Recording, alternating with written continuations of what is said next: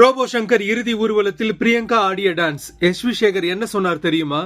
வாழ்ந்தாலும் ஏசும் தாழ்ந்தாலும் ஏசும் வையகம் இதுதானடா பாடல் வரிகள் இந்த விஷயத்துக்கு ரொம்பவே ஆப்டா இருக்கு.